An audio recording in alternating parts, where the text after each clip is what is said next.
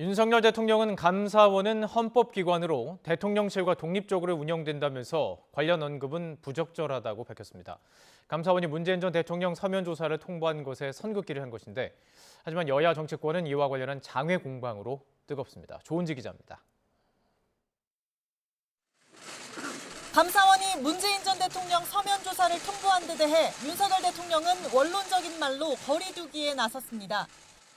감사원은 헌법기관이고 대통령실과 독립적으로 운영되는 그런 기관이기 때문에 거기에 대해서 대통령이 뭐라고 언급하는 것은 적절하지 않은 것 같습니다. 윤 대통령은 대선 기간 또 취임 후에도 여러 차례 서해 공무원 피살 사건 진상규명에 성역이나 예외가 없다는 뜻을 밝혔습니다. 그 입장이 여전하냐는 우회적 질문에도 일반 원칙이라고 말을 아꼈습니다. 이처럼 대통령실은 선긋기 기조가 뚜렷합니다.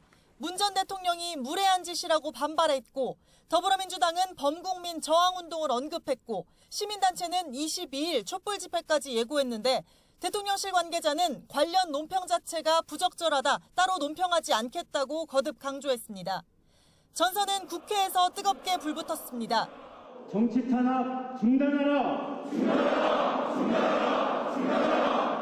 민주당은 전 정권과 야당에 대한 정치 탄압으로 규정하는 동시에 윤석열 정부의 국면 전환용 카드라고 맹공했습니다. 문재인 대통령님을 직접 겨냥한 정치 탄압이 노골화되고 있습니다.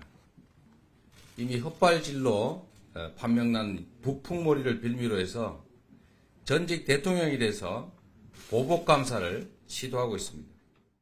반면 국민의힘은 사법질서에 대한 부정이자 내로남불이라며 국가기관의 질문에 무례를 운운한 건 봉건시대 왕의 언어라고 맞받았습니다.